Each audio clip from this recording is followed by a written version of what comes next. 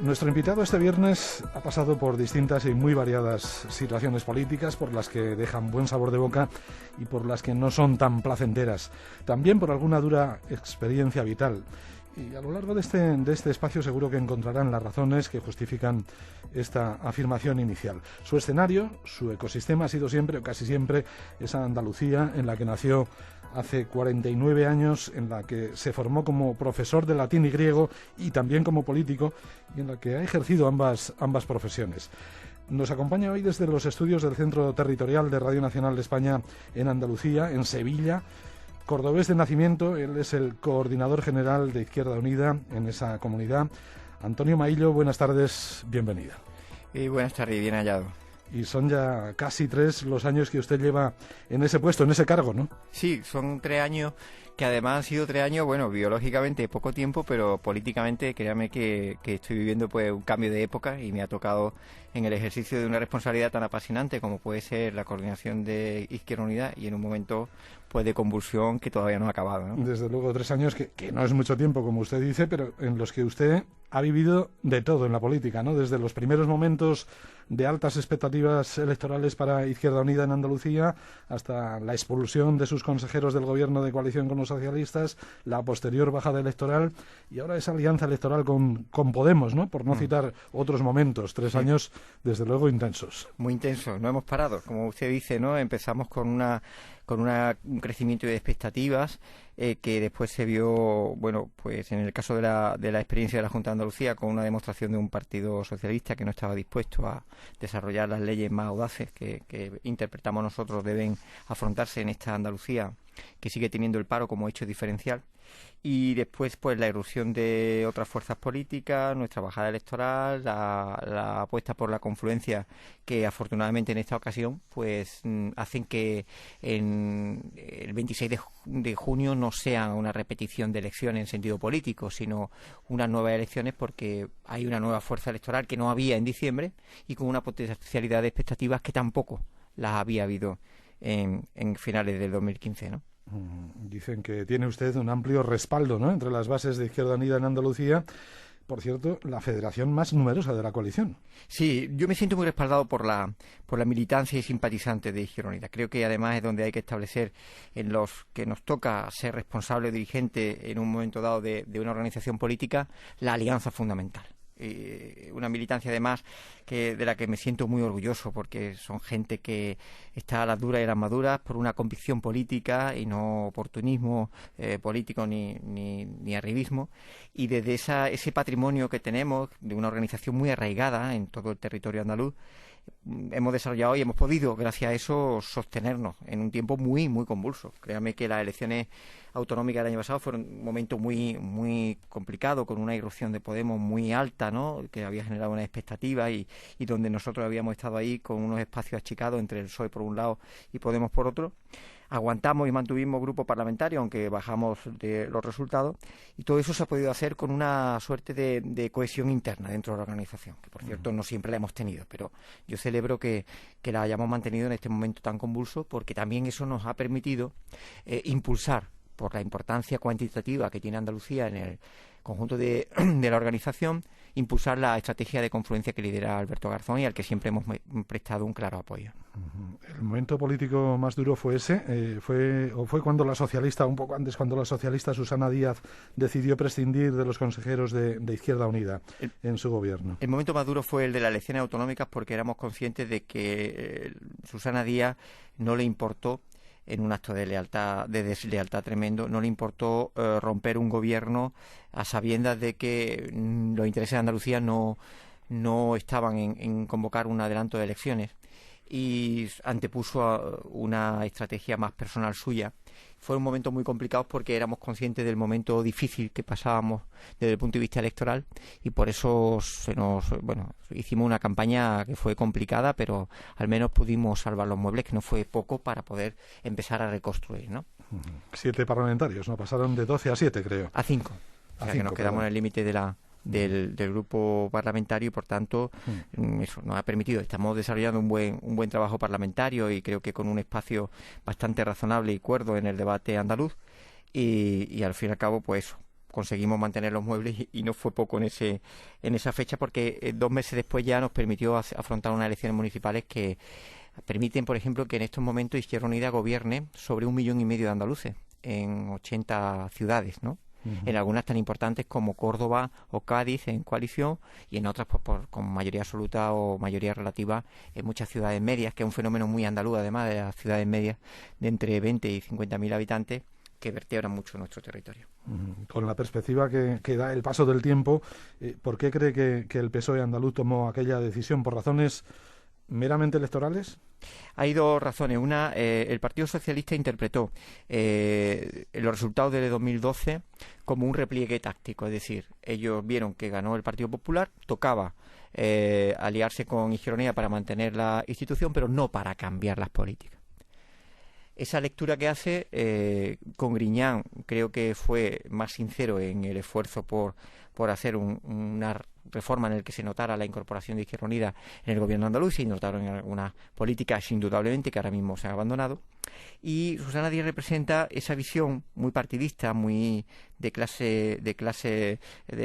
casta política, en el sentido de que en el momento que perciben que electoralmente pueden ser ya la primera fuerza política, desquitarse de un elemento que para ellos era incómodo, como era Izquierda Unida en un gobierno andaluz, con introducción de unas políticas que a ellos les generaban mucha incomodidad. Y desde esa perspectiva electoral, como digo, no les importó romper con mucha deslealtad un acuerdo programático que no estaban dispuestos a cumplir, y le venció más la tentación de convertirse en primera fuerza política y gobernar como están ahora, gobernar en minoría mayoritaria, pero sin, permítame la expresión, lo que para ellos era la mosca cojonera de Izquierda Unida metiendo las narices donde no debía, ¿no?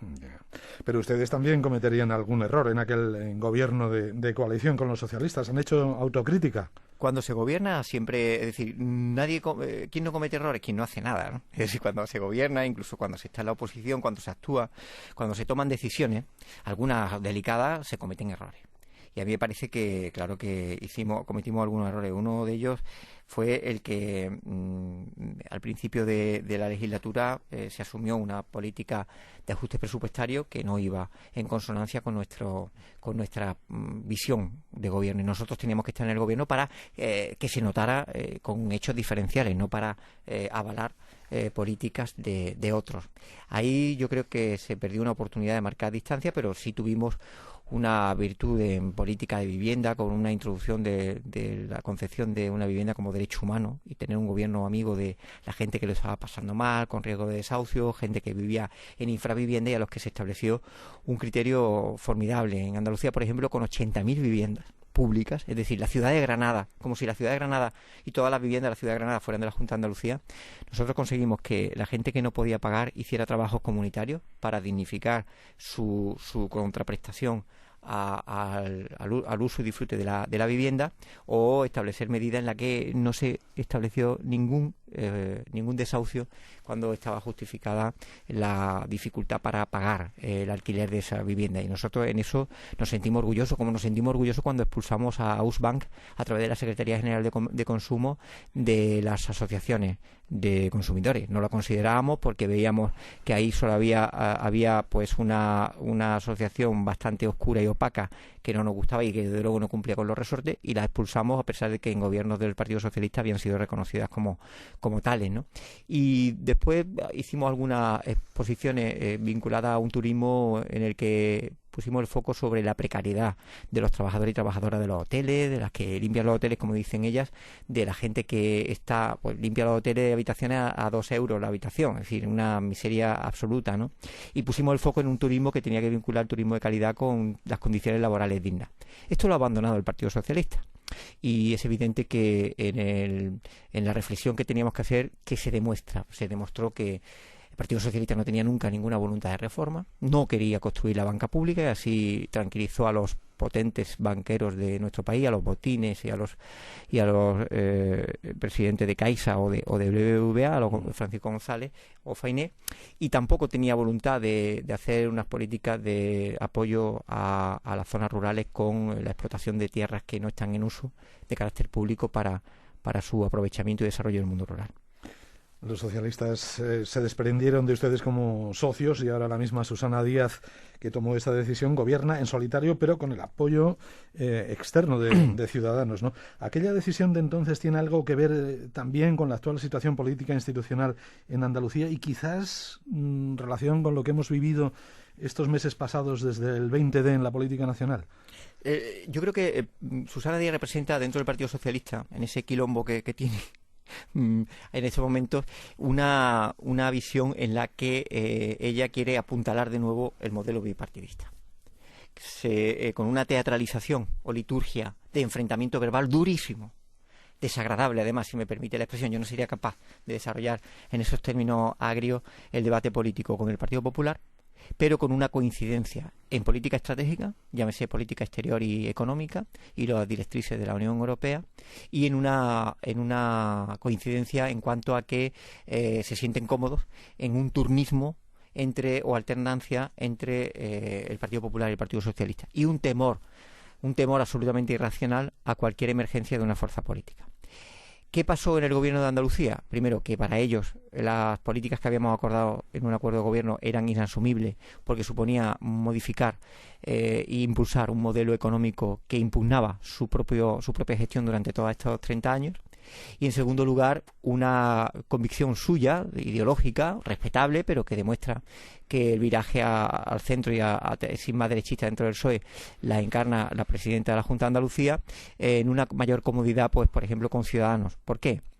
Pues porque aparte de las propuestas un poco gaseosas que hace Ciudadanos y su falta de control respecto a la administración pública al ser un apoyo solamente parlamentario, se encuentra con una comodidad de una política que les sitúa en no cuestionarse pues los grandes temas que siempre han defendido cuando están en el gobierno. El Partido Socialista se ataca mucho la reforma laboral del PP, que desde luego nosotros queremos derogar, pero también el Partido Socialista con Zapatero hizo una reforma laboral que inició ese camino de desmantelamiento de los derechos de los trabajadores, ¿no?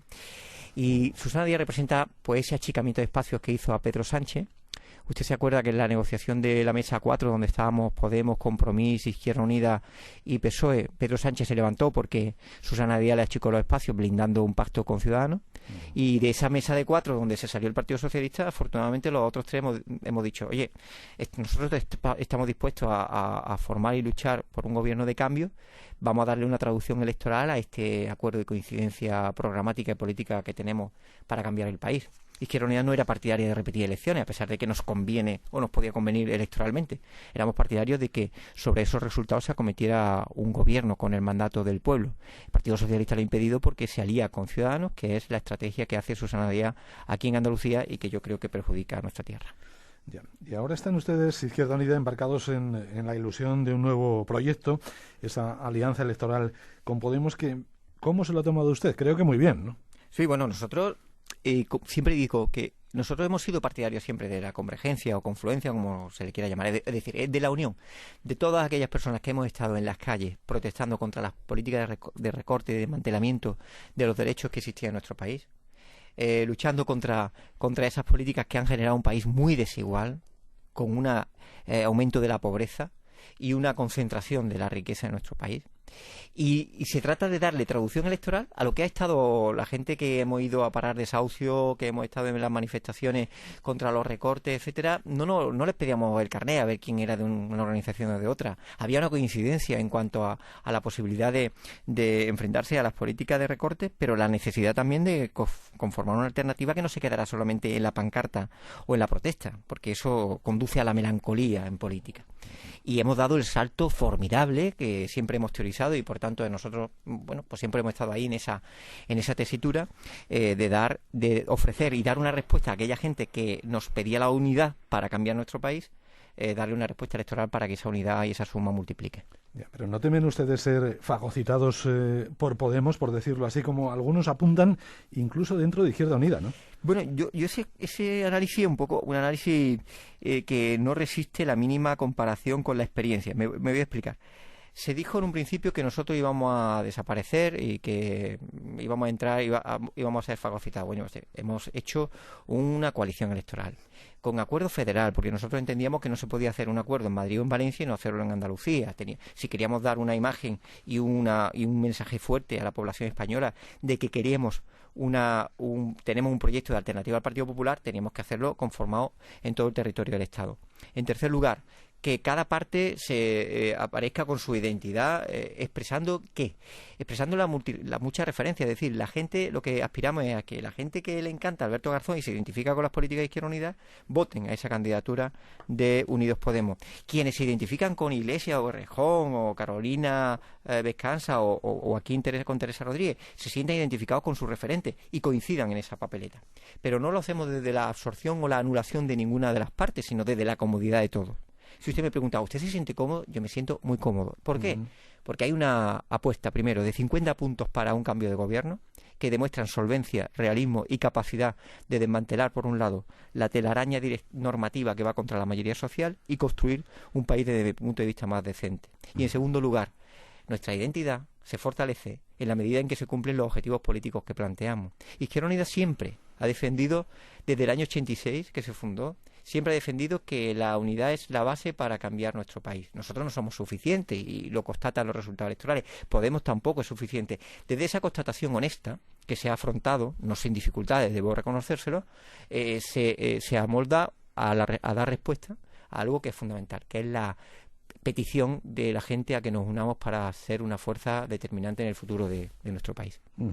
Usted participó ayer ya junto a la Secretaría General de la Formación Morada en Andalucía, de Podemos, en el primer acto conjunto de la precampaña en esa comunidad, ¿no? Y creo que esta tarde tiene usted otro acto en Granada, esta tarde-noche. No sé si también conjunto. En todo caso, ¿hay buena sintonía entre las dos formaciones? Hay buena sintonía en Andalucía, porque hemos hecho, creo que, un debate honesto, en el que nosotros, quiero decir, cada parte no va a dejar de ser lo que es. Izquierda Unida no va a seguir siendo lo que es. Y queremos que ellos sigan sintiendo y pensando lo que consideran, ¿no? Lo que sí se ha hecho un ejercicio de honestidad política, de decir, bueno, aunque somos proyectos políticos diferentes, hay un momento histórico en nuestro país, un momento clave como lo fue la transición, y es un momento de reinicio y de refundación de un país que sea más decente, transparente. ¿Y qué podemos hacer para conseguirlo? Pues el 20 de diciembre, que constató que separados no conseguíamos ganar al Partido Popular. Y sin lugar a duda, la unión en esta fuerza electoral, por los ataques que recibimos, ya demuestra, si alguien hace caso de ese adagio, ¿no?, que dice tu grandeza se define por la grandeza del enemigo que tiene, pues nos dice que nosotros estamos bastante bien situados para el 26 de junio. Y yo creo que con esa sinceridad con la que hablamos, en el que reconocemos lo que nos une y lo que sentimos divergencia, pues se crea un espacio de confianza mutua que es fundamental para un tipo de aventura como esta, ¿no? ¿Y le gusta el logo de la coalición que se ha presentado hoy? Bueno, los logos son más criterios estéticos que políticos. Yo me reservo la opinión, pues siempre son mejorables, pero bueno, eso es lo de menos. Lo importante, yo creo que es que la gente se sienta identificada con que nadie se va a equivocar cuando vaya a coger una papeleta para ir a las urnas. Eso no queda nada. Es decir, quien se identifique con Podemos vea a Podemos, quien se identifique con Izquierda Unida vea a Izquierda Unida, y quien se identifique con otras organizaciones como ECO también. Pues eso es lo que es importante. Y en ese sentido el logotipo lo expresa bien, Bueno, expresa bien, independientemente de la estética. Algo más de fondo entonces. Las listas electorales. Julio Anguita formará parte de la candidatura conjunta de Unidos Podemos. Lo hemos conocido también este mismo viernes. Anguita ocupará el último puesto, eso sí, me parece que en la lista de... Sí, la de Córdoba, que es la que en un momento dado él podía... Bueno, lo importante es una presencia testimonial, ¿no? Simbólica. Sí, lo Pero importante ¿va a participar también el señor Anguita en la campaña? En Córdoba seguro. Ajá. En Córdoba seguro, porque Julio Anguita es una persona muy prestigiosa. En Córdoba, también en el resto del país, pero en Córdoba especialmente una persona muy querida, muy respetada.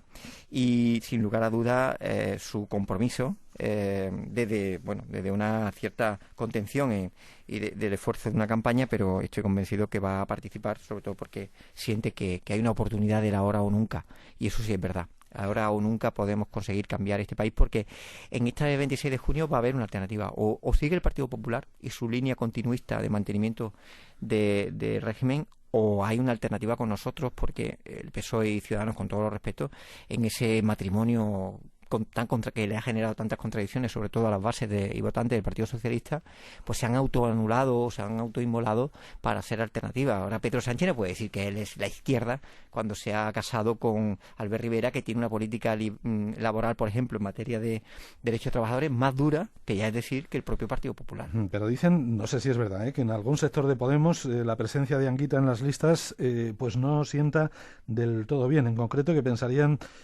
que ese nombre podría relacionar, u otros que están entrando también en las listas conjuntas, podría relacionar demasiado claramente a esa nueva coalición o a Podemos con la izquierda, con el Partido Comunista, y que eso podría ser perjudicial electoralmente. Yo lo que veo es que ahora de pronto hay un surgimiento del comunismo que yo, como diría mi alumno, lo flipo. De la palabra, ¿no? Sí, porque ahora de pronto, vamos, aparece ya, es decir, se ha pasado de una sensación de que se había superado esa etapa, ahora de pronto, nada, aquí todo es comunista. Y además, eso suena mucho a una patraña que se ha utilizado muchas veces, pero ahora ya no cuela. ¿Y sabe por qué no cuela? Porque es decir, se ha deshilachado tanto el tejido social, se han roto tantas certezas, se ha defraudado tanto a una gente que tenía un contrato implícito con el bipartidismo, que no ha cumplido con las expectativas, porque hay gente que ha perdido su trabajo, su casa, se sienten inseguros con sus hijos para el futuro de su trabajo y de su vida, que ya esos argumentos suenan muy, muy pasados de moda, ¿no? ¿Qué reflexión se hace? La reflexión que se hace es que estas listas son profundamente plurales, ¿no? Y lo que sí va a haber es algo transversal, que gusta decir a compañeros de Podemos, ¿no? Va a haber una transversalidad en los ataques. Un día es porque aparece un militar en una lista, otro porque aparece alguien que como Julián Guita o que visualice el Partido Comunista. Mire, Izquierda Unida nunca ha engañado y sabe la gente quiénes somos, ¿no? Y por tanto nadie se debe sorprender de eso. Pero en el debate central de nuestro país lo que nos jugamos es algo muy importante, que es lo que nos ha hecho que a cada organización se sitúe en este contexto histórico con un afán de llegar a un acuerdo programático y dejar los máximos para otra etapa, ¿no? Señor Maillo. Sí, perdón. Y después del 26J, ¿qué? Porque si las encuestas aciertan y no hay demasiados cambios en el resultado respecto al 20D, esta vez sí que tendría que haber pactos, ¿no? Porque no creo que sería muy lógico una nueva repetición de elecciones. Y en esa tesitura, ¿cuál sería la actitud de la nueva alianza Unidos Podemos? Esta vez serían más proclives, digamos, a ir de la mano de los socialistas, o al revés, los socialistas de ustedes, ¿no? Los socialistas se lo tienen que mirar. Quiero decir, ellos saben que con Ciudadanos nosotros no vamos a ir a ningún lado, porque con Ciudadanos hay una garantía de que no se van a cambiar las políticas en nuestro país. Y en segundo lugar, yo creo que hay que esperar a ver los resultados, porque nosotros con qué apostamos, con que esta fuerza política nueva, es decir, este nuevo debate que va a haber para el 26J, va a provocar que una sacudida en el tablero, ahora sí, respecto al resultado. Y aquí vamos a tener dos realidades. O gana el Partido Popular o gana Unidos Podemos. Y eso va a determinar el gobierno que tiene que salir. Y tengo una certeza, que después del 26J va a haber gobierno en España. Yeah. ¿Y de qué tipo? Nosotros aspiramos a que gobierne Unidos Podemos. Bueno, le tengo que preguntar también, señor Maillo, por su opinión sobre esa polémica de estos últimos días, de hoy mismo también, en torno a las esteladas, las banderas independentistas catalanas en la final de la Copa del Rey de Fútbol del próximo domingo. Y ha habido una decisión judicial, pues, digamos que anulando la prohibición de esas esteladas en el Estadio Vicente Calderón. ¿Qué opina usted? Que gracias a este juez no tenemos más independentistas en Cataluña. Y yo, como no soy independentista, me alegro de que el Partido Popular, que es la fábrica principal de independentistas catalanes, no se salga con la suya, ¿no? Porque yo quiero a Cataluña dentro de nuestro país y formando parte de un mismo proyecto político y en un espacio de comodidad, por supuesto, que habrá que afrontar con más democracia, con decisión también sobre sobre el objetivo de lo que se quiere ser en Cataluña. Pero yo celebro mucho la cordura, la cordura y la anteposición del derecho a la libertad de expresión de este juez. Por cierto, señor Maillo, hablamos de política por aquí, política por allá, y en el fragor de la contienda a veces nos olvidamos de que los dirigentes políticos también son humanos. Yo en este punto tengo que agradecerle de verdad que haya hecho el esfuerzo como persona más que como político, además, por estar aquí en esta ventana radiofónica explicándose ante los oyentes de Radio Nacional.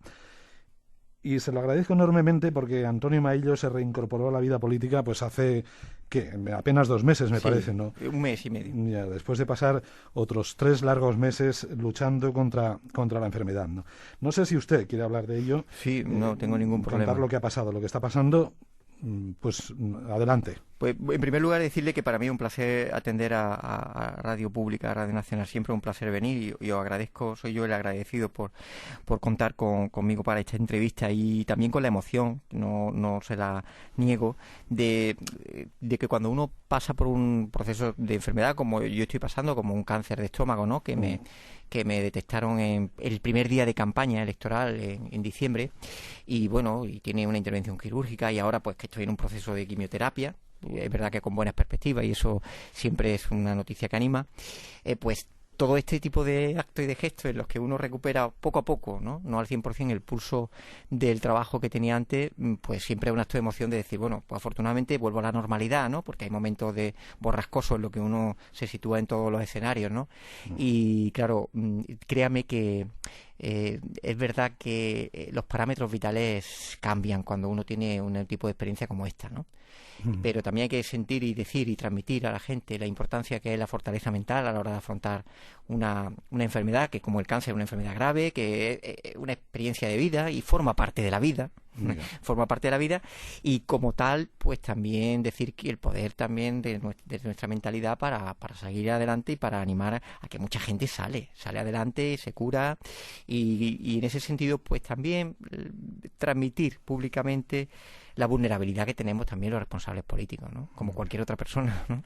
Y esto pues es un episodio de vida y es un aprendizaje y sí es verdad que me cambia en cuanto a la necesidad de crear en el espacio político una mayor amabilidad, una mayor... llegamos a unos debates tan agrios entre personas que después yo le reconozco que hay gente del Partido Socialista y del Partido Popular, por ejemplo, del Parlamento de Andalucía, personalmente encantadora, con además con una atención que han tenido personal a mí en el momento que he estado en todo este proceso, que después se convierten, ¿no?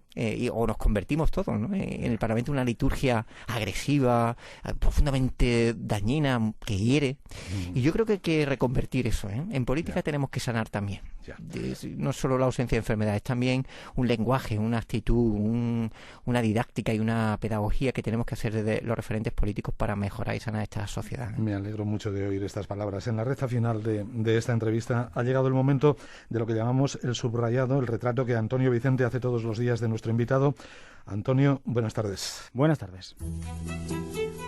Antonio Maillo, algo más delgado de lo que nos gustaría a todos, pero con la sonrisa a mano en cualquier frase, barba breve y buenas cejas, ojos grandes, utiliza la cabeza para dar impulso a sus palabras. En la última campaña pudieron salvar los muebles y, aunque por la mínima, soportaron el vendaval, cimientos suficientes para recuperar más tarde el aliento y seguir currando. Ahora llegan nuevos vientos de confluencia en los que él siempre se ha sentido cómodo. No es más que el reencuentro con la gente con la que ya luchaban hombro a hombro en la calle. Desde su nacimiento en el 86, Izquierda Unida siempre supo que solos no se podía. Ahora llevan 50 puntos que suscribe Maillo 1 a 1. Lo del logo, bueno, mientras los votantes lo reconozcan. De Susana Díaz no espera mucho, no espera que se salga del turnismo, esa liturgia tan poco fructífera fuera de los dos grandes partidos. Los ataques furibundos de un lado y otro le recuerdan que van por buen camino.